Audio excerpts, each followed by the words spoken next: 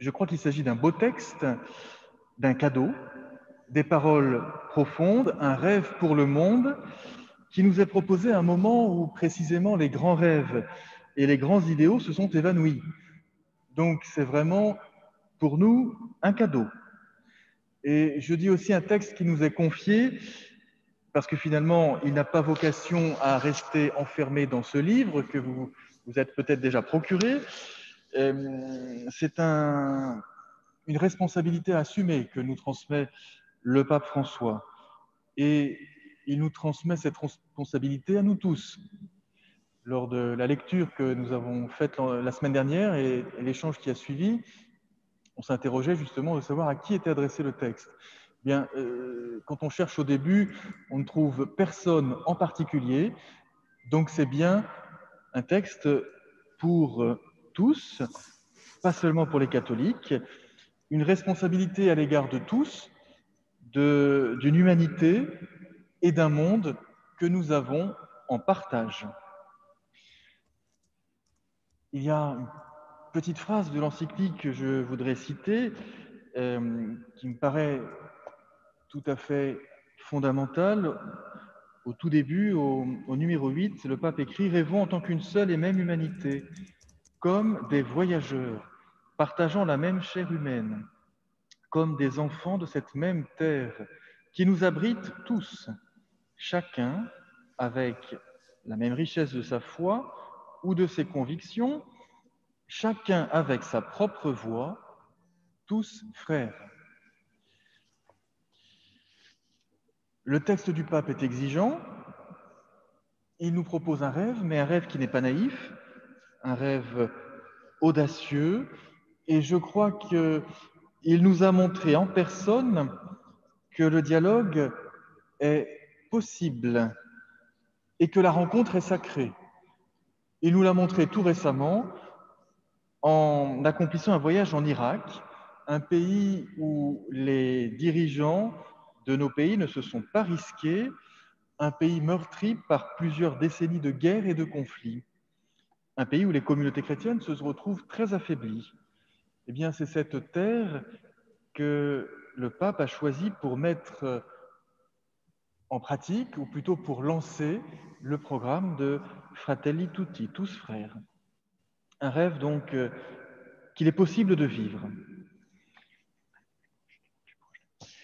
Alors, je suis très heureux donc pour cette conférence que nous ayons, je l'ai déjà dit, Dominique Quignot, qui nous voit en visio. Dominique Quignot est journaliste.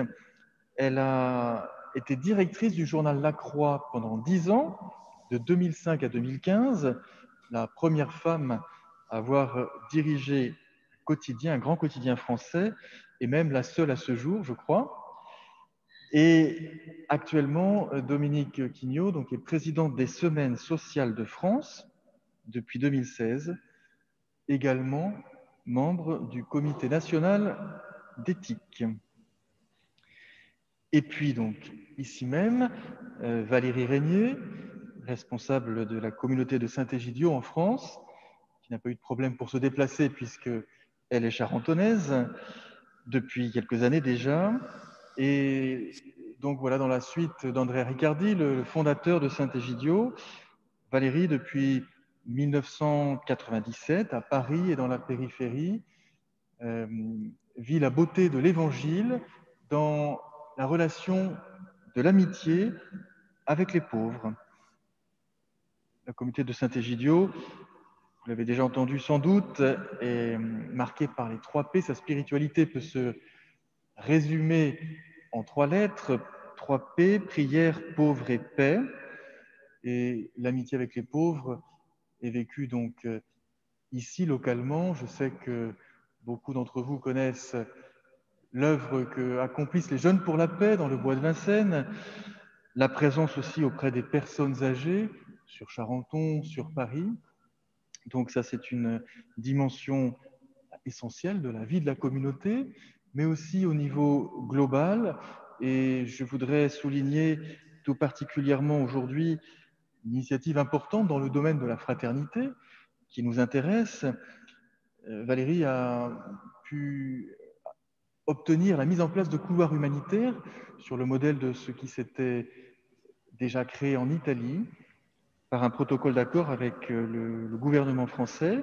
C'était en 2017, un protocole d'accord donc pour que des réfugiés actuellement au Liban puissent être accueillis et intégrés en France. La guerre, quand elle a lieu dans un pays lointain, on peut penser qu'elle ne nous concerne pas.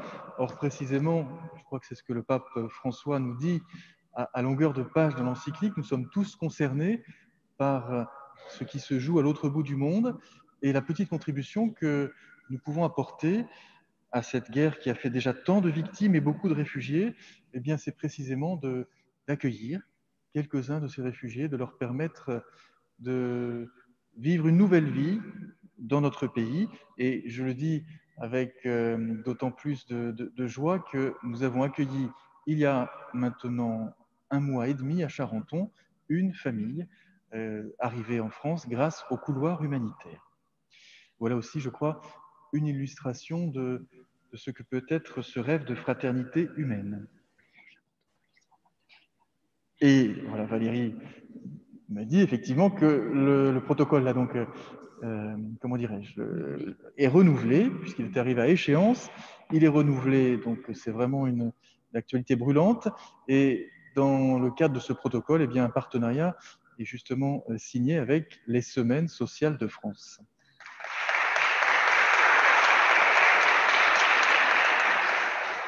Voilà, mais sans plus tarder, je vais donc laisser la parole à nos 2 intervenantes. Après leur témoignage, leur prise de parole, nous vous proposerons de voir une brève vidéo qui reprend les grandes étapes du voyage du pape en Irak. Je viens de le mentionner et je crois que voilà, le calendrier entre notre session sur Fratelli Tutti et ce voyage n'est pas dû au hasard. Il y a vraiment une heureuse coïncidence, donc il est beau de revoir ces images, après quoi, eh bien, nous pourrons avoir un échange avec vous.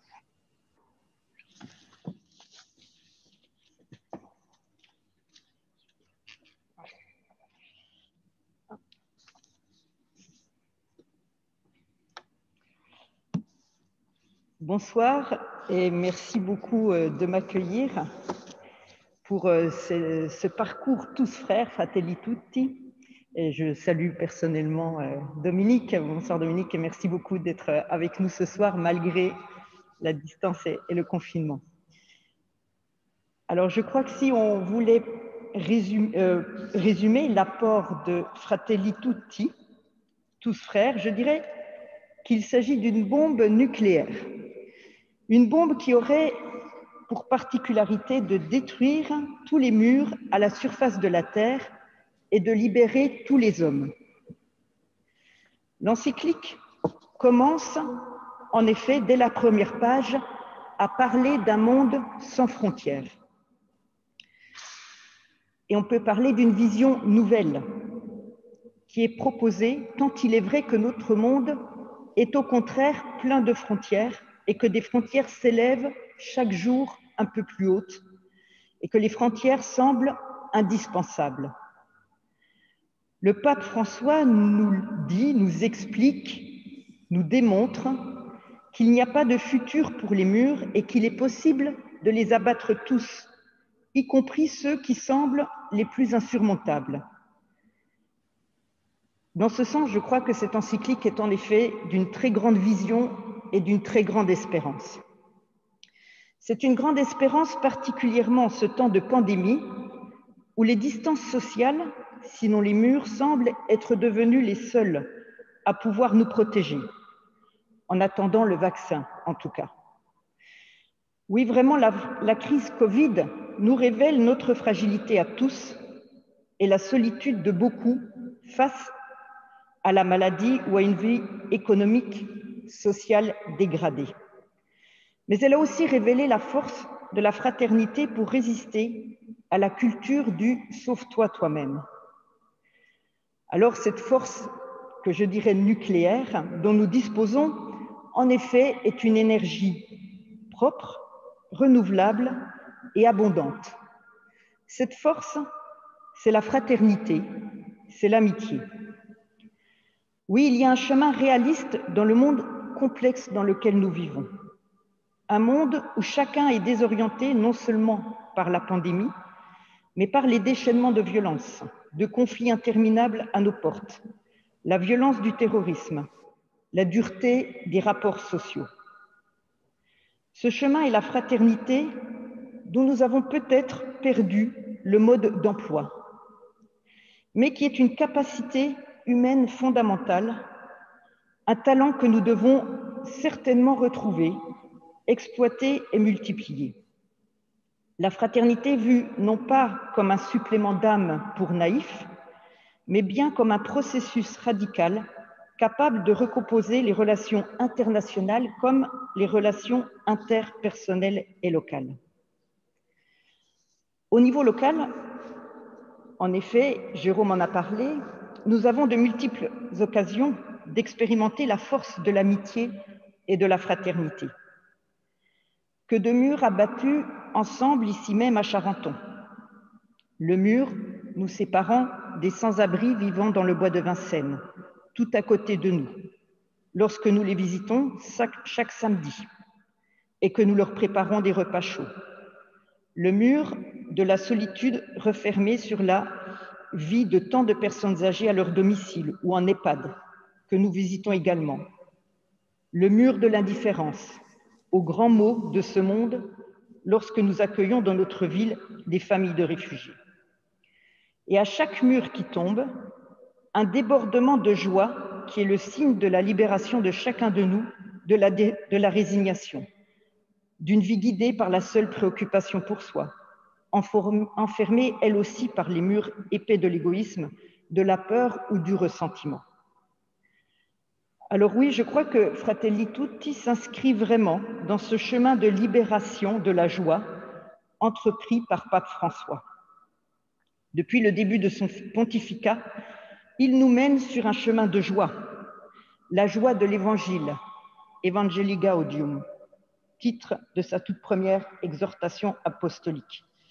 Evangelii Gaudium vécu dans la rencontre avec la parole de Dieu et avec les pauvres. Mais aussi, il nous invite à suivre dans les moments difficiles et aussi dans les larmes devant la souffrance des plus pauvres, des réfugiés, des personnes âgées.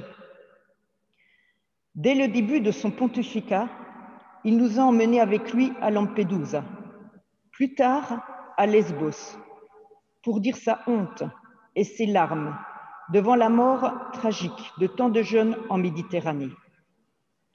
Et Laudato Si est un hymne à la beauté de la nature, mais aussi à la complexité d'un monde où tout est lié et où le cri de la terre et le cri des pauvres n'est pas assez entendu. Le pape François nous l'assure dans Fratelli Tutti, je le cite, « À celui qui l'a fait grandir en lui, la bonté donne une conscience tranquille, une joie profonde, même au milieu des difficultés et des incompréhensions. Jusque dans les offenses subies, la bonté n'est pas faiblesse, mais vraie force capable de renoncer à la vengeance. » Fin de citation.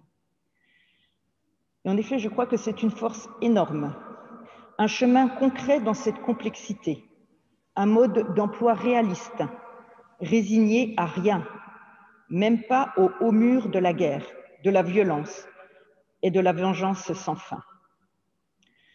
L'un de ces murs très hauts affrontés par Fratelli Tutti est le mur de la guerre, qui enferme tant de pays dans le cercle vicieux de conflits interminables, où la souffrance des peuples est sans cesse prolongée.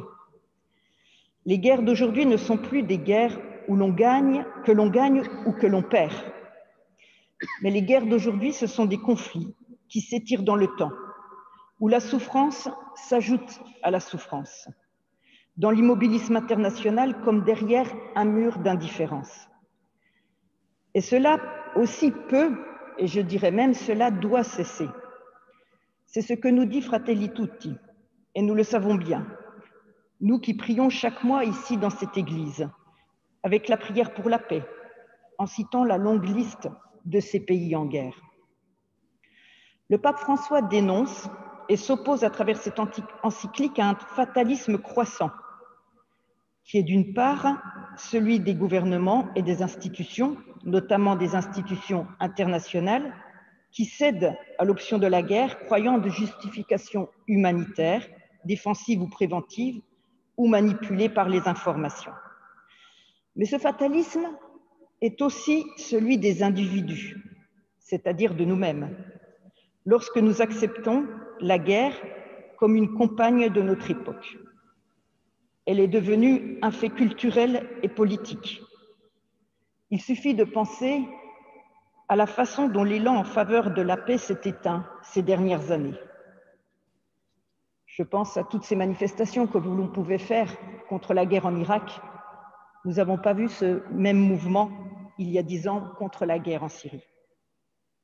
Et c'est ici que je voudrais souligner combien est important le voyage que le pape vient d'effectuer en Irak, comme pour mettre en pratique tout de suite l'encyclique Fratelli Tutti. Le pape a attiré notre attention vers l'Irak, une terre tourmentée qui a désormais quitté nos projecteurs et nos centres d'intérêt.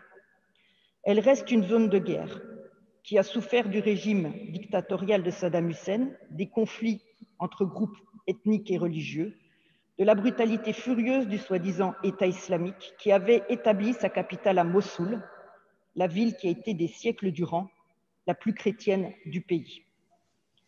Et en Irak, récemment, les chrétiens étaient tués du seul fait de leur appartenance confessionnelle, ou bien parce qu'ils allaient à l'église, comme cela a pu se produire à Bagdad, dans la cathédrale, visitée par le pape. Leur martyre rejoint les souffrances du peuple tout entier. Je pense aux chiites majoritaires dans le pays, tués et persécutés par Saddam Hussein. Je pense aux Kurdes, combattus par le dictateur. Je pense aux Yézidis, massacrés et réduits à l'esclavage par les islamistes. Et on peut continuer comme ça, les luttes religieuses, ethniques, le terrorisme. Que de sujets de haine, de vengeance, de ressentiment sur cette terre, que de sources de nouveaux et infinis conflits potentiels. Et en Irak se dessine aussi un autre mur, qui est celui qui nous sépare de l'islam. Ce voyage en Irak a été l'aboutissement d'une longue histoire de rapprochement entre le monde catholique et l'islam. L'Église avait commencé ce dialogue avec le Concile Vatican II, mais elle s'était retrouvée face à une religion en plein changement. L'islam traditionnel était en difficulté au profit d'une vision plus radicale, celle influencée par l'Arabie saoudite et le wahhabisme. Jean-Paul II, alors, était convaincu de la nécessité d'un apaisement. Mais les attentats du 11 septembre 2001 avaient rendu ce rapprochement plus compliqué. Et l'idée de l'historien Samuel Huntington, qui lisait ce moment de l'histoire comme un choc de civilisation, était devenue majoritaire en Occident. Benoît XVI a poursuivi le dialogue initié en 1986 par Jean-Paul II dans l'esprit d'Assise en se rendant lui-même dans la ville de Saint-François le 27 octobre 2011 pour rencontrer les leaders de toute religion et prier pour la paix.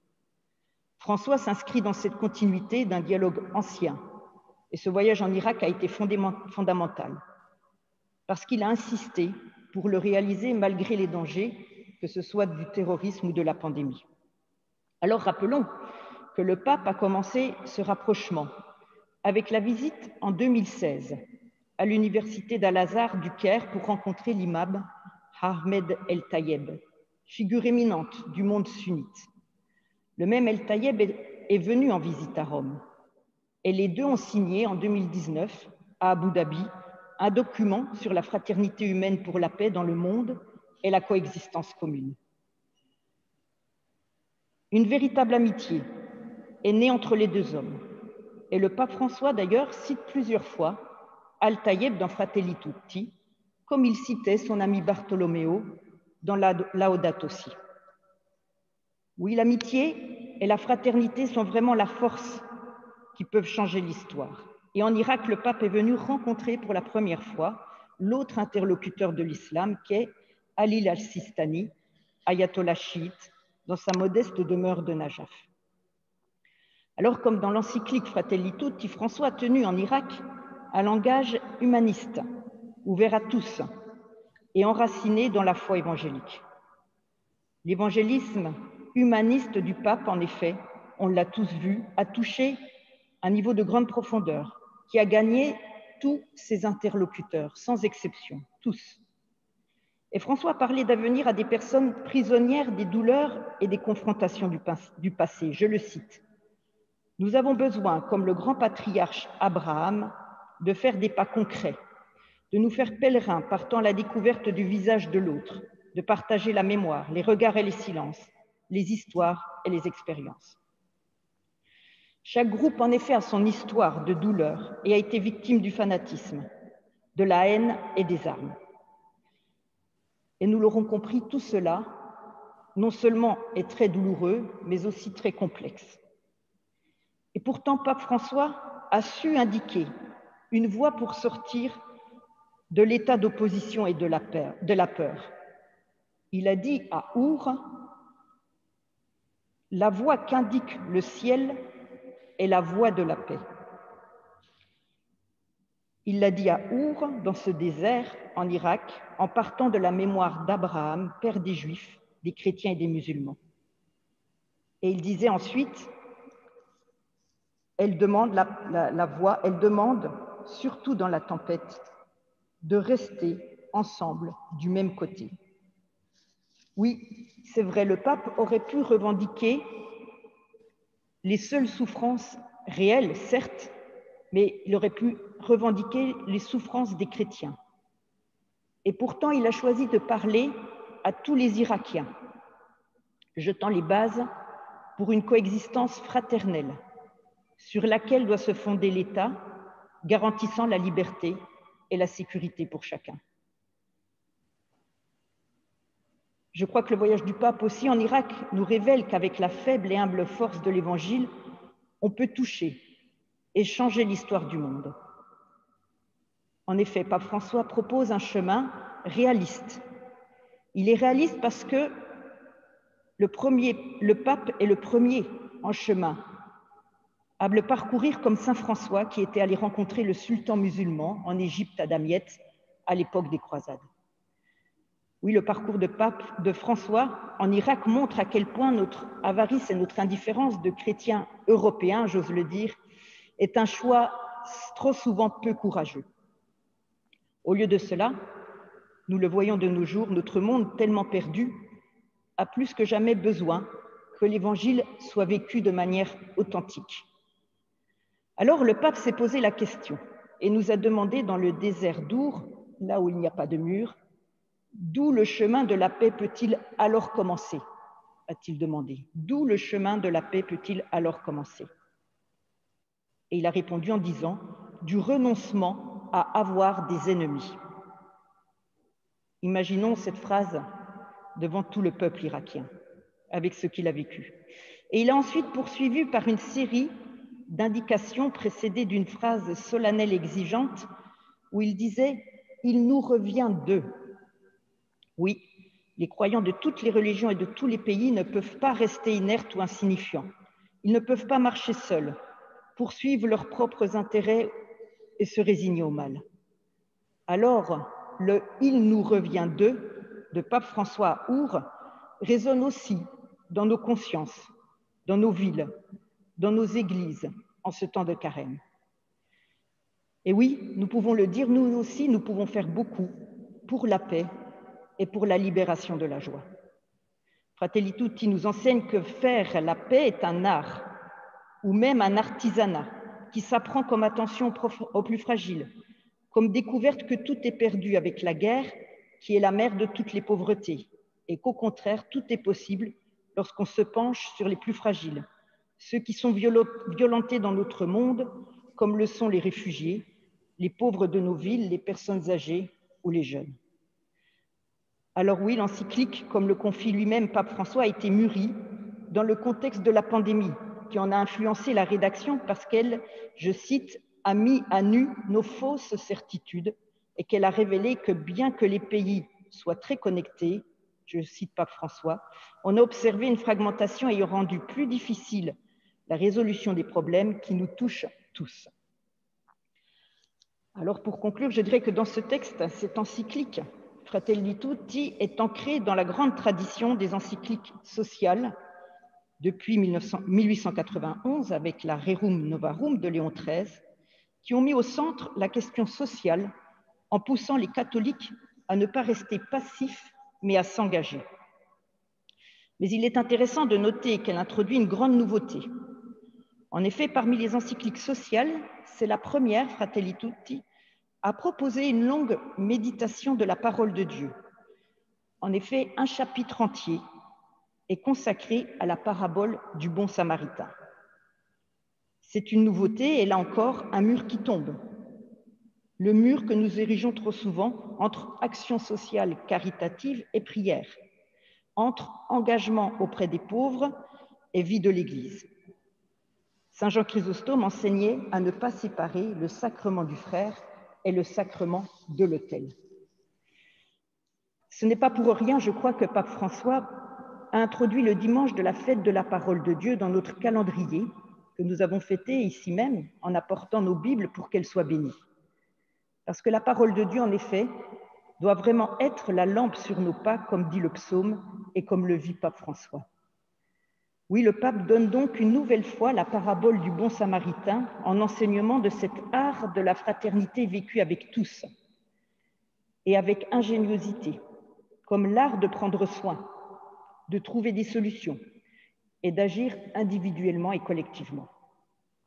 Alors voilà, je dirais que l'encyclique Fratelli Tutti vient, pour terminer, je dirais qu'elle vient réveiller les rêves. C'est Pape François qui introduit en disant ça. Il faut réveiller les rêves.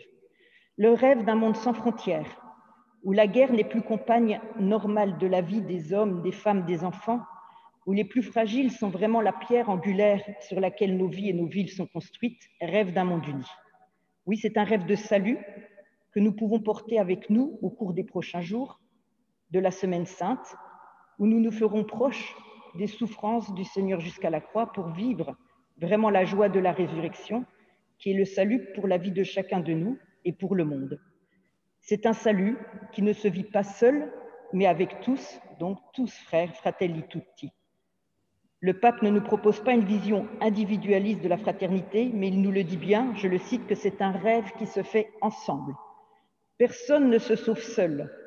C'est déjà ce qu'il avait dit, et il le redit dans l'encyclique, mais il l'avait dit la première fois sur la place Saint-Pierre, lors de cette émouvante prière du 27 mars 2020, il y a bientôt un an, au cœur du premier confinement, où il avait exprimé cette idée que nous sommes tous dans la même barque. Alors voilà, je vous remercie d'être montés cet après-midi. Tous ensemble, nous sommes dans la même barque. Je vous remercie.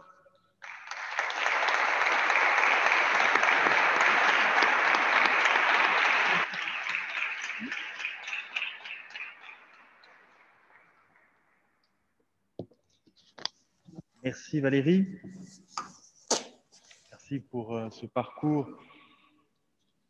dans Fratelli Tutti et puis aussi dans l'amont de Fratelli Tutti. Valérie nous a rappelé effectivement des grandes étapes, les voyages que le pape François avait accomplis dès le début de son ministère à Lampedusa, puis à Lesbos, des voyages aux périphéries, des voyages sur les lieux de souffrance, des rencontres improbables mais fécondes. Et de fait, on les retrouve dans Fratelli Tutti et dans l'encyclique. Il nous conduit encore plus loin, comme nous l'avons vu, donc effectivement avec son voyage, son passage et ses paroles à Our, dans le désert de Chaldée. Je propose maintenant de donner la parole à Dominique Quignot, que normalement tout le monde entendra bien, mais on peut peut-être se laisser un petit moment pour vérifier que ça fonctionne bien, si vous voulez prendre la parole. Hein.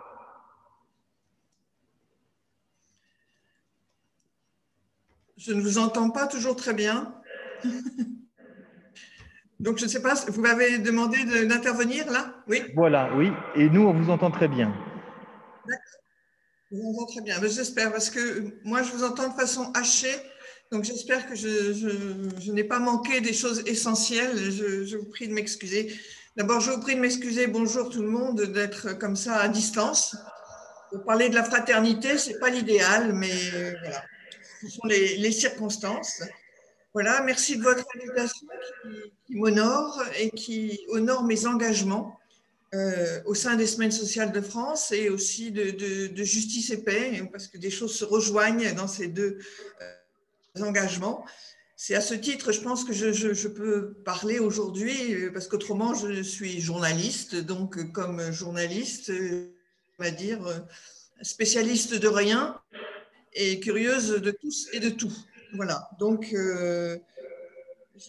vous avez déjà travaillé au long des semaines et médité ce texte de Fratelli Tutti.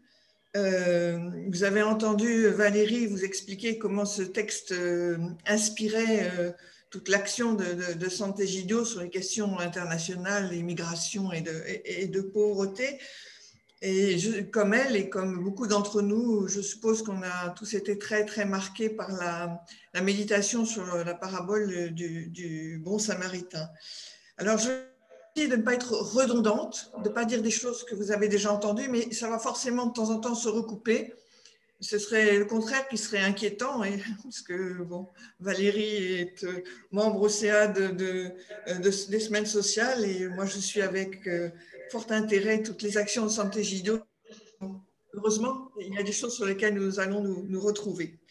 Voilà, mais dans ce texte de Fratelli Tutti, les mots que l'on y lit marquent profondément une association comme les Semaines sociales de France qui travaille sur la pensée sociale de l'Église, parce que ce chemin vers une amitié sociale inclusive et une fraternité ouverte à tous, ce sont les mots du pape, mais c'est ainsi qu'aux Semaines sociales de France, nous concevons la doctrine sociale de l'Église catholique. Voilà. Alors, pour aider dans l'exercice que vous me proposiez, j'ai repris la version papier du texte que j'avais annoté, reçu dans mon ex-journal La Croix. J'avais annoté pour moi-même, bien sûr, mais aussi parce qu'on pensait aux rencontres à l'époque de notre association pour novembre 2020, que nous voulions centrer sur une société à reconstruire. Et cette encyclique, succédant à Laudato Si, nous est apparue comme un repère essentiel, une invitation, et nous est apparue providentielle à ce moment de notre réflexion. Voilà, ces passages que j'avais cochés, ces citations, je vais les reprendre avec vous comme étant les axes qui m'ont, moi, particulièrement marqué. Pour moi, pour nous, aux Semaines sociales, cette troisième lettre encyclique du pape François est bien une encyclique sociale. Le pape le dit lui-même, je livre une encyclique sociale, comme celle qui, à la fin du 19e siècle, comme Rerum Novarum, dont parlait Valérie, et au début du siècle dernier, ont amené des laïcs, les prédécesseurs, à s'engager pour expliciter et transmettre cet enseignement social de l'Église. C'était alors les débuts de l'industrialisation et le sort des ouvriers soumis à de grosses difficultés et opprimés importait aux responsables de l'Église. Et donc, c'était pour inciter les chrétiens à avoir comment dire, le souci de ces ouvriers et des dégâts qu'une certaine forme d'économie provoquait. Aujourd'hui, le contexte économique a changé, la mondialisation est là, et aux accents sociaux se mêlent les accents écologiques, pour appeler à l'écologie intégrale auquel appelle le pape François. Donc, c'est une encyclique sociale qui s'est élargie et un enseignement social de l'Église qui s'est élargi aux questions écologiques. Mais François se situe toujours dans le sillage de ce saint de l'amour fraternel qu'est Saint François, c'est ainsi qu'il l'appelle. Je cite, « Il a semé la paix partout et côtoyé les pauvres, les abandonnés, les malades, les marginalisés, les derniers. » Je ferme la citation. Et c'est ce qu'on peut appeler, selon les principes de la doctrine sociale de l'Église, l'option préférentielle pour les pauvres. À cette action sociale s'ajoute toujours dans le sillage de Saint François la volonté d'abolir les distances avec les hommes qui ne sont pas de la même culture de la même religion, le désir d'un vrai dialogue. Valérie en a largement parlé en parlant du voyage en Irak et de la précédente déclaration commune que le pape avait faite avec le grand imam d'Al-Azhar. Je vais prendre donc cette option de les lectures sociales et sociétales de l'encyclique, en la croisant avec nos propres travaux aux semaines sociales. Les constats ne sont pas nouveaux, on les retrouve depuis le début du pontificat de pape François et même bien avant dans bien des textes venus des différents papes. C'est un rude tableau des réalités contemporaines. Voilà, l'encyclique du pape n'est jamais un écrit hors sol, c'est vraiment appuyé sur les réalités. Et avec, et ça c'est peut-être une marque de fabrique personnelle, comment dire, un discours d'une franchise et d'une netteté sans pareil. Je veux dire, il parle sans euphémisme. Quand il dénonce les inégalités, les injustices, les trafics mafieux, le désintérêt pour le bien du plus grand nombre au profit des intérêts particuliers de la part des individus comme de la part des États. Et là, c'est une citation. La simple somme des intérêts individuels n'est pas capable de créer un monde meilleur pour toute l'humanité.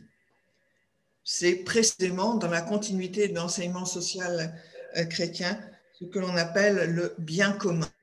Le bien commun, ce n'est pas la somme des intérêts particuliers, c'est le bien de nous tous. Ça, c'était une formule de Benoît XVI. Si le pape plaide pour un monde ouvert, ce n'est pas une globalisation qui ne profiterait qu'aux pouvoirs économiques ou à ceux qui voudraient imposer une sorte de colonisation culturelle. Il rêve d'un monde qui accueille les différences, qui s'en enrichit, qui apprend à les confronter dans le respect des identités. Un monde où chacun garde la mémoire de ses racines, acceptant d'être bousculé par l'autre différent. Et il propose, et je trouvais que c'est quelque chose qui moi m'a particulièrement intéressé à ce moment-là de notre histoire contemporaine, il propose une articulation entre le local et l'universel. Dans notre société aujourd'hui, notre société française, disons, découpée en îlots qui ne se communiquent plus ensemble, qu'on a appelé l'archipel français, qu'ont révélé des crises successives, la crise des Gilets jaunes, les conflits sociaux, et aujourd'hui la pandémie, il y a une fracture, entre toutes les fractures et toutes les inégalités, il y a une fracture importante entre ceux qui se sentent bien armés dans ce monde globalisé et ceux qui, au contraire, s'en sentent exclus. Et ça, c'est une fracture que l'on a retrouvée en Grande-Bretagne au moment du vote pour le Brexit. C'est peut-être ce qu'on a retrouvé aux États-Unis quand il y a eu l'élection de Trump. Vraiment des sociétés coupées quasiment en deux. Et il y a un sociologue, journaliste anglais qui parle des anywhere et des somewhere, c'est-à-dire ceux qui sont à l'aise partout et ceux qui ne sont bien qu'accrochés quelque part et qui ont un peu peur de ce qui se présente à eux. Et moi, je trouve que toute la réflexion du pape François autour de cette articulation entre le local et le global, je trouve que c'est quelque chose qu'il nous faut méditer parce que cette fracture-là, elle n'est pas près d'être résolue. Pour le pape, donc, ce monde fraternel, on ne s'en étonnera pas, et c'est l'un des engagements forts de Sant'Egidio, doit faire place aux personnes contraintes de migrer, même s'ils rappellent que leur premier droit est de vivre en paix chez elles. Et les 4 verbes qui résument sa pensée, et que vous avez souvent entendu avec Sant'Egidio, c'est accueillir, protéger, promouvoir et intégrer. Et ce qui m'a frappé dans l'encyclique Fratelli Tutti, c'est que alors que le texte, comme Laudato Si, est adressé, me semble-t-il, à tous les hommes de bonne volonté, pas seulement les chrétiens, il y a 2 domaines dans cette encyclique où il appuie particulièrement son message en direction des chrétiens et sans doute des catholiques, c'est la question de l'immigration et la question de la peine de mort. Et je pense qu'il connaît très très bien les tensions du monde catholique.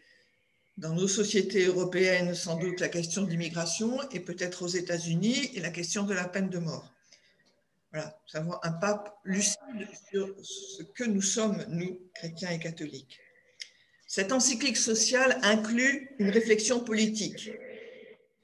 Il vaut quelquefois d'être traité d'affreux gauchiste.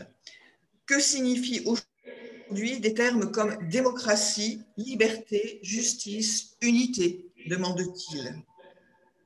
Il porte un regard très critique sur nos systèmes économiques, sur la loi des marchés, sur la fausse promesse du ruissellement de la richesse, sur le sens et les limites de la propriété privée. Et là, on retrouve encore un des principes de la doctrine sociale de l'Église, le concept, ce qu'on appelle la destination universelle des biens, c'est-à-dire ces richesses qui doivent pouvoir profiter à tous au même moment de notre histoire, mais aussi, et ça c'est la question écologique, de génération en génération, cette responsabilité partagée et non pas un accaparement par une génération ou par une catégorie de population.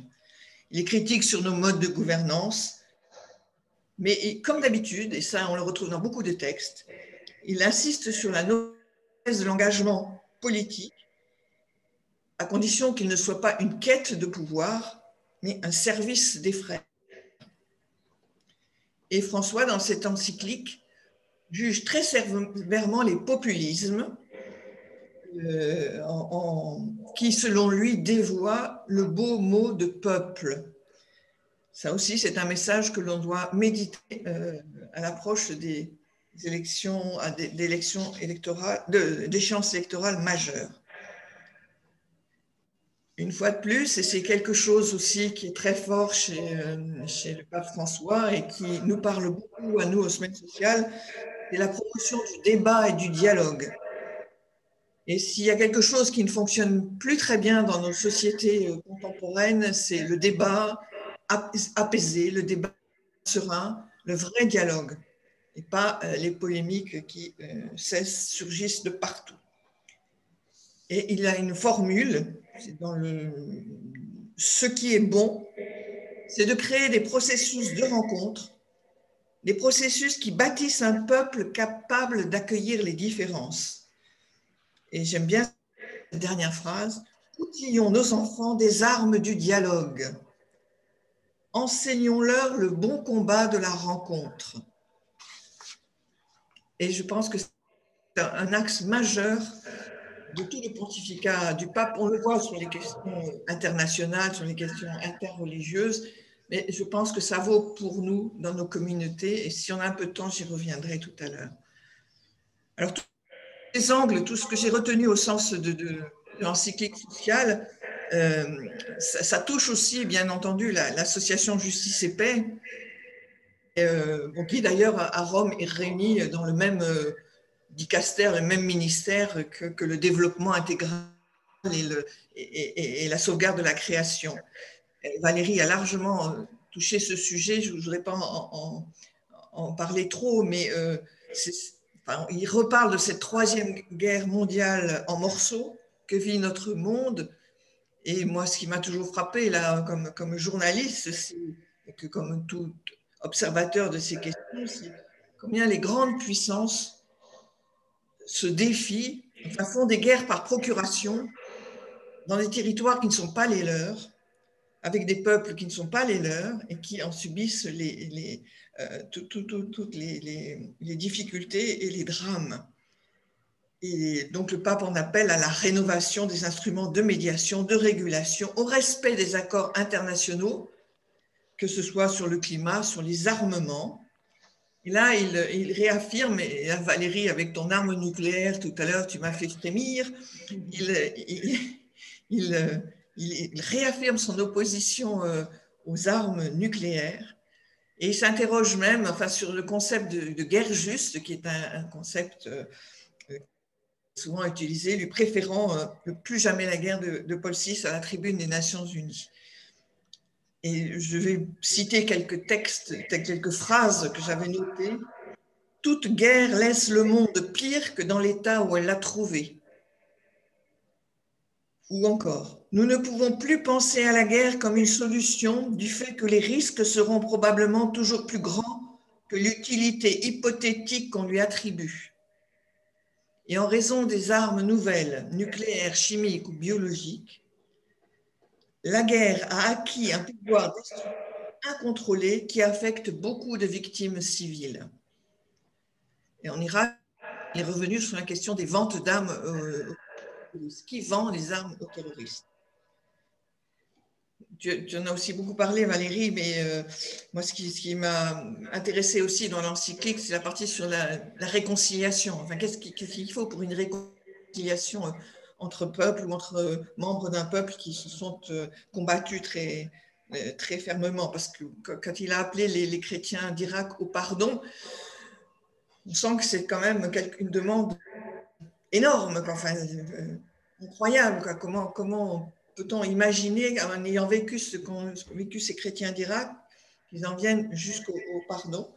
Mais le pape a longuement expliqué que si le pardon a une place dans la réconciliation, il y a aussi un travail de mémoire et de vérité, un travail de justice indispensable.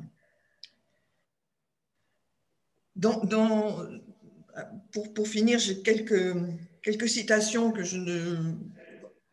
j'ai retenues parce qu'elles m'ont parlé sur le moment. C'est parce qu'elles me semblaient très fortement parler aux Français que nous sommes.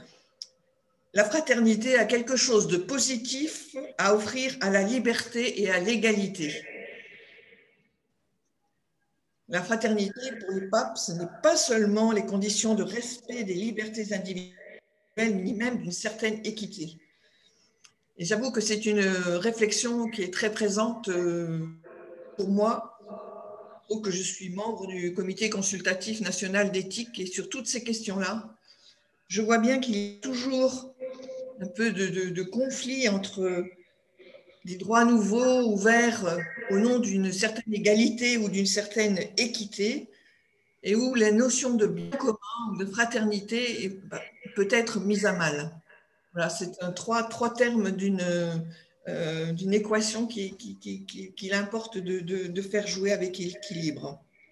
Puis une phrase qui n'est pas de l'encyclique, mais qui est du voyage en Irak, et je pense qu'il va nous parler, c'est « Nous affirmons que Dieu est miséricordieux et que l'offense la plus blasphématoire est de profaner son nom en haïssant le frère ». Et je pense qu'avec tous les débats qu'il y a pu y avoir autour de la question du blasphème, je trouve que cette définition du blasphème comme étant la haine du frère me paraît être essentielle. Je crois que dans les questions que vous vouliez qu'on aborde, en quoi cette encyclique nous permet d'aller plus loin, qu'elle n'est pas seulement un texte à méditer. Et au bout de ces années de réflexion, plusieurs années de réflexion et de débat aux semaines sociales, et au cours de la rencontre virtuelle organisée en novembre, Valérie nous a donné un large coup de main, nous avons construit un manifeste de l'engagement avec les participants pour inviter les gens à s'engager collectivement, politiquement, institutionnellement et à changer aussi individuellement pour reconstruire une société plus fraternelle. Et des pans entiers de cette encyclique nous poussent à cet engagement. On sait notre société désabusée, inquiète devant l'ampleur des problèmes, parfois prête à baisser les bras. Au début de la pandémie, on parlait d'un monde d'après qui ne devrait pas ressembler au monde d'avant. Et puis, on a le sentiment que, devant la durée de ce qui se passe, certaines personnes n'ont plus qu'une envie, c'est que ça revienne comme avant et que rien ne change vraiment et que tout revienne un peu comme on faisait avant. Et dans le texte de Fratelli Tutti, il y a des phrases je trouve d'une franchise et d'un ton tel que, voilà, on n'a pas le droit de se résigner. Je pense que c'est un message essentiel de cette encyclique. Il écrit, le pape, « L'imposture du tout va mal a pour réponse « personne ne peut y remédier, que puis-je faire ?» Oui, on se dit « c'est beaucoup trop grand, trop complexe, comment on va y arriver ?» Alors, alimente, dit-il, la désillusion et le désespoir, ce qui n'encourage pas un esprit de solidarité et de générosité. Et il poursuit, soyons partie prenante de la réhabilitation et de l'aide aux sociétés blessées. Voilà qui est clair. Et nous, chrétiens, nous ne devons pas être de ceux qui prédisons l'effondrement. Nous croyons aux forces et à l'efficacité de l'engagement commun. Nous croyons que notre société, le pape en parle, peut parler à la première personne du pluriel, dire nous. Et pour cela, on ne peut pas se contenter de l'analyse ou de l'expertise. Nous avons aussi à mettre en lumière tous les artisans du lien social, de l'amitié sociale. Je sais qu'à Sant'Egidio, vous en êtes des exemples frappants. Ces gens qui créent des lieux de rencontre, se mettent à l'écoute de ceux qu'on n'entend pas, imaginent des processus de solidarité.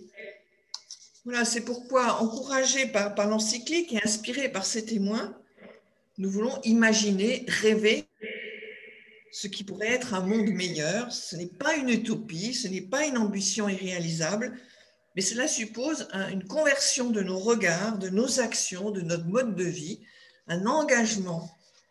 Il y a un engagement qui peut être, à la cour de la dernière rencontre, c'est une anecdote, mais on parlait beaucoup d'engagement, et il y a une personne qui a posé une question pour dire, mais si je ne suis pas engagée, est-ce que je suis inutile? Et je trouve que la question est très forte, parce que l'engagement, il peut être concret, mais il peut être aussi un engagement de prière, ou un engagement d'attention, un engagement d'humilité. Il n'y a pas d'inutilité. Et des choses dont on pense qu'elles ne servent à rien, elles servent souvent à quelque chose, elles sont un petit pas à quelque chose. Dans son livre « Un temps pour changer », le pape assure c'est un moment pour rêver en grand, pour repenser nos priorités et s'engager à agir dans notre vie quotidienne sur ceux dont nous avons rêvé. Osons rêver. Voilà. Et donc, ça va être notre combat aux semaines sociales pour les années qui viennent. Osons rêver l'avenir. Et il y a une phrase, alors que j'ai retenue, mais qu'il avait déjà prononcée, le pape François, devant des étudiants, et je pense qu'il doit nous aider, c'est « l'espérance est audace ». Oui, l'espérance est un combat que nous avons à mener. Je peux conclure ainsi. Autrement, j'aurais une petite note sur un sujet un peu différent qui a beaucoup à voir avec la fraternité. Si vous m'en laissez le temps, je le fais. Sinon, ce n'est pas…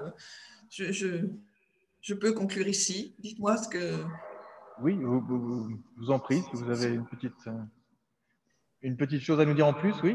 Oui, non, ce que je voulais dire, c'est que la fraternité, quand on a lu ce texte, c'est également un enjeu très proche, enfin, je veux dire, qui peut être dans nos familles et dans nos communautés. Et voilà pourquoi j'aimerais aussi vous parler d'une initiative née, non pas de l'encyclique, d'une encyclique du pape, mais de la lettre au peuple de Dieu d'août 2018 que pape François avait envoyé à tous les baptisés. Et il se penchait sur les causes des abus sexuels, des abus de conscience, des abus d'autorité dont certains membres de l'Église s'étaient rendus coupables, se sont rendus coupables. Et il y mettait en cause le cléricalisme comme un exercice dénaturé du pouvoir. Cela valait aussi bien pour les clercs que pour les laïcs d'ailleurs, parce que chacun peut avoir une conception malsaine du pouvoir. Et le pape, dans cette lettre, appelait à la transformation sociale et ecclésiale dont le monde a tant besoin. Et il se trouve qu'il y a des responsables de plusieurs mouvements, associations, d'églises, mais de tout horizon, qui ont eu envie de répondre ensemble à cette lettre du pape. Et ils ont commencé un long chemin pour apprendre à mieux se connaître, à se rencontrer, à dialoguer, à prier ensemble et à rechercher ce qui, dans leur propre pratique, pouvait s'apparenter à du cléricalisme. Et sont donnés pour nom promesse d'église, promesse avec un pluriel. Alors, ce n'est pas encore une structure très formelle, c'est une sorte d'objet non identifié. Et il y a une grande diversité de positionnements ecclésiaux dans cette, comment dire, dans ce réseau. Et c'est cela le pari. Quand l'action a été présentée à la demande du président de la conférence des évêques à l'Assemblée des évêques de Lourdes en novembre 2019, ce sont deux personnes, un représentant de la communauté d'Emmanuel et un représentant du CCD, qui ont présenté l'initiative ensemble, pour montrer que ce sont des positionnements ecclésiaux que l'on pourrait penser pas souvent très proches. Et voilà, et l'idée, c'est de travailler sur un certain nombre de thèmes, peut-être en vue du synode sur la synodalité qui aura lieu en 2022 à Rome. Des sujets comme la place des femmes, les plus pauvres, les abus, les périphéries, etc. Donc, c'est faire travailler ensemble des chrétiens, des catholiques, pardon, qui, trop souvent, ne se parlaient pas, ne se connaissaient pas, et ils essaient de faire du chemin ensemble. Et je trouve que voilà, que cette fraternité, quelquefois on a tendance à la penser avec des gens qui peuvent être loin de nous, mais elle est aussi à vivre avec des gens qui sont plus proches de nous. Voilà, je voulais juste vous partager cette petite expérience qui me semblait pas tout à fait éloignée de notre thème. Je vous remercie de votre attention et pardon encore d'être à distance. Merci.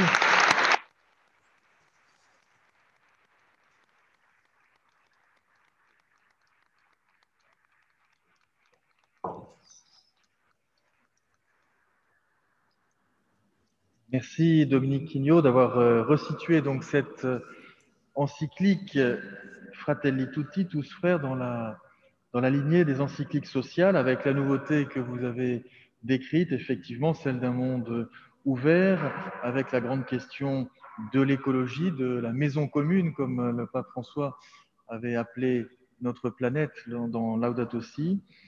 Et vous avez attiré notre attention sur la notion du bien commun, sur des sujets qui tiennent à cœur aux semaines sociales, qui ont repris le flambeau de la communication autour de la doctrine sociale de l'Église aujourd'hui. Aussi, j'ai noté ce point important sur l'articulation entre le local et l'universel, fraternité vécue au niveau local et au niveau global. Et je crois que le tout dernier exemple que vous nous citiez nous montrait aussi que la fraternité était à vivre effectivement aussi tout près de nous, dans des lieux que parfois nous oublions un peu tellement ils sont évidents. Je vous propose donc qu'on regarde ces quelques images, comme je le disais tout à l'heure, puisque vous avez évoqué l'une et l'autre ce voyage du pape François en Irak. Il y a une toute petite vidéo qui retrace quelques étapes de ce voyage.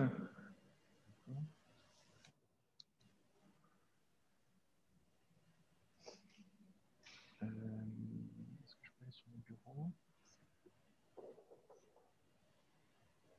Je peux aller sur le bureau.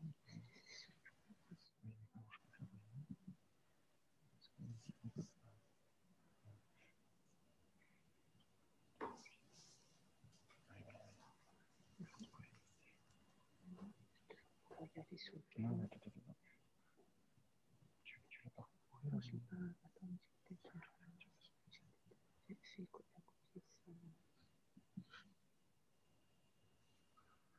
voilà, c'est ça.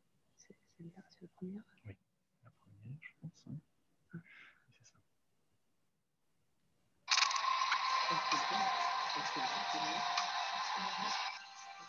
Je sais pas si c'est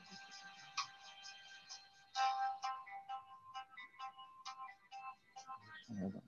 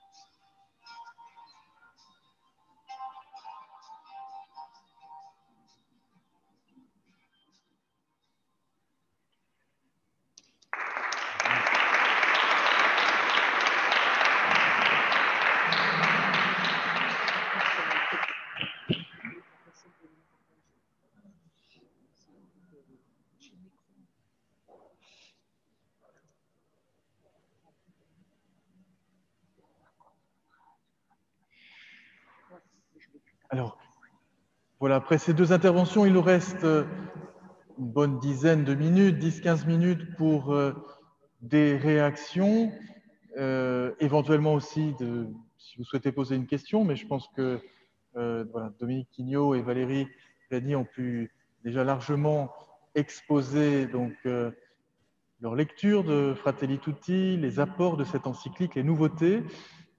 Je ne sais pas si l'un ou l'autre veut donc réagir.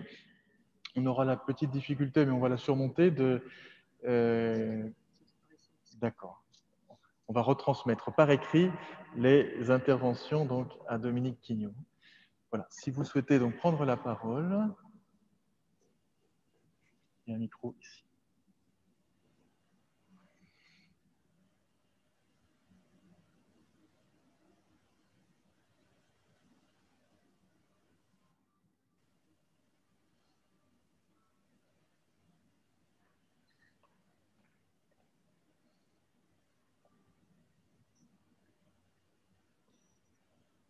Alors, il faut parler bien dans le micro, sinon on n'entend pas.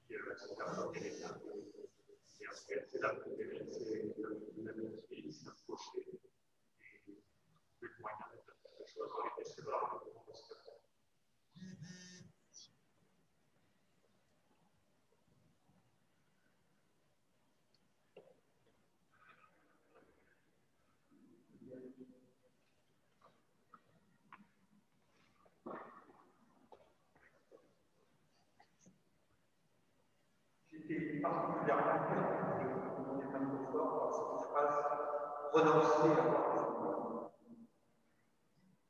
Si j'ai été percuté parce que la semaine dernière, on m'a dit qu'il fallait voir quand même quand on a des citadins avec un frère en Christ que l'on retrouvera dans la Bible. Et vraiment, je remercie pour cette phrase. Renoncer à voir les ennemis, comme on a dit, c'est déjà un chemin riche, ici pas. Si on y arrivait, c'est très bien. Voilà ce que je voulais dire.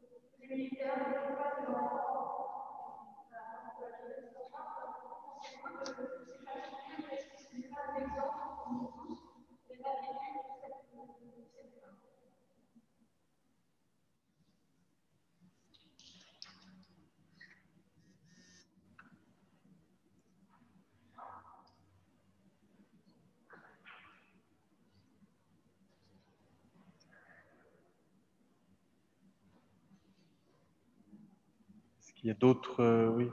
Alors, peut-être qu'on va recueillir d'autres réactions et puis comme ça donner la parole en conclusion pour, à Dominique Quignot et Valérie Régnier.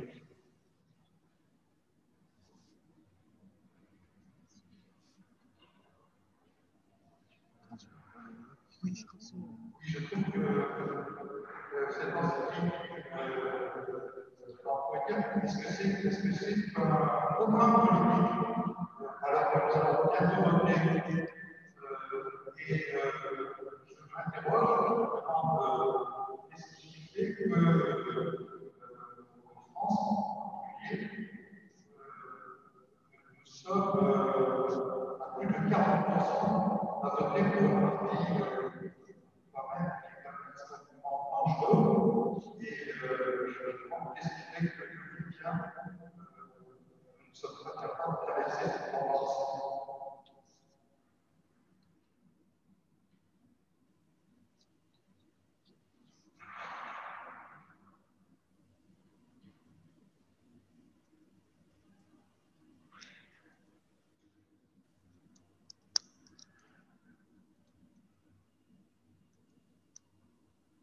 Alors, je vais peut-être. Ce que je propose, c'est peut-être. Donc, Dominique Quignot a pu avoir par bribes des échos des prises de parole qui viennent d'être faites dans l'Église, avec quelques questions. Vous voulez nous dire peut-être votre réponse, Dominique, et puis ensuite Valérie, hein?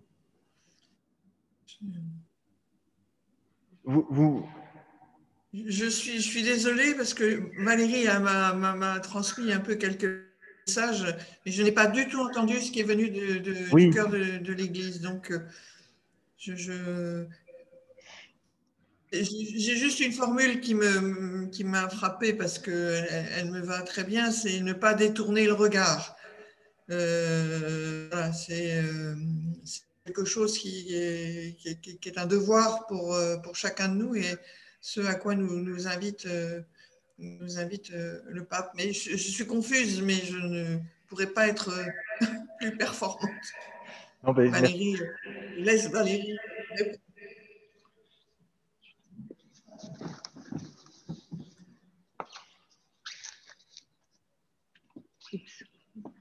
Sinon, je commence et tu continues, si tu veux bien.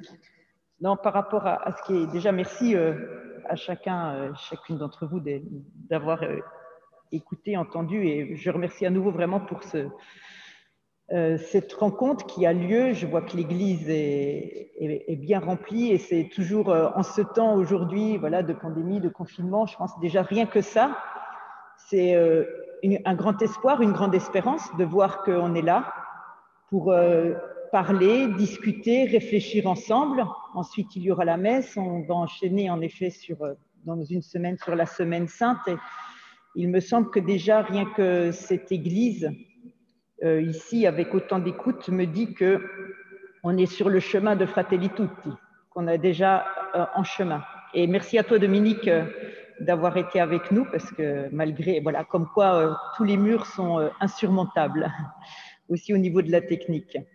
Et par rapport aux questions qui ont été posées, je voudrais, voilà, par rapport à ce qui a pu être dit, en effet, par rapport à la jeune, sœur birmane catholique, c'est évidemment un très, très grand exemple. Et en effet, qui n'est pas seulement pour elle-même, cette image a fait le tour du monde, mais il me semble que Pape François appelle à ce que chacun d'entre nous arrive à ce courage et à cette audace. C'est ce dont parlait Dominique à la fin, hein, que l'espérance est audace.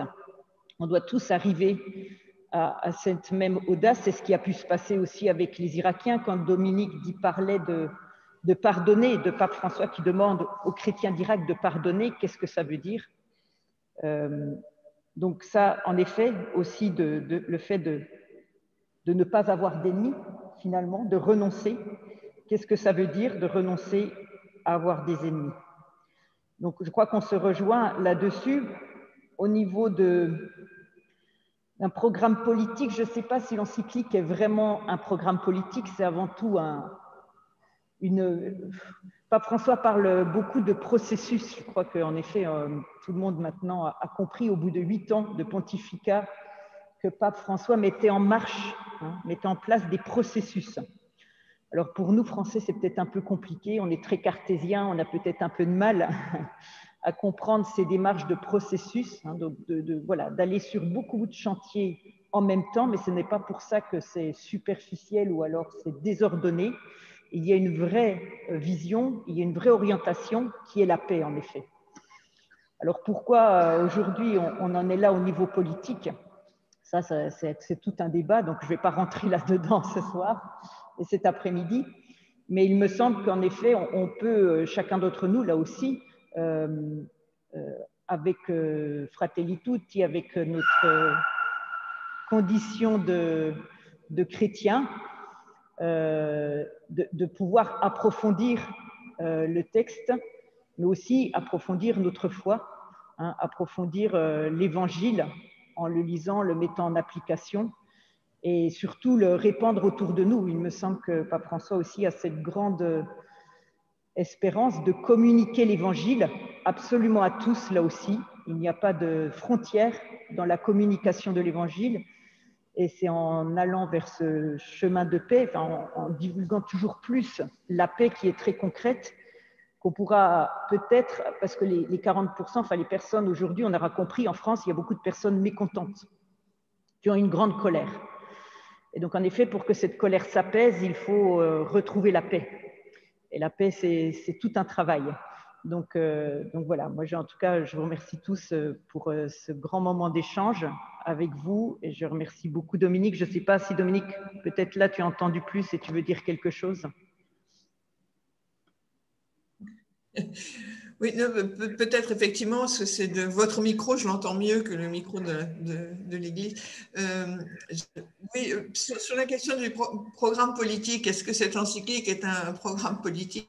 Je dirais, il faut quand même se rendre compte que ce que dit le pape, alors il le dit souvent, ce pape-ci, il le dit avec des formules assez tranchantes, mais le fond de ce qu'il dit est quand même dans la continuité de ce qu'ont dit les papes précédents avant lui.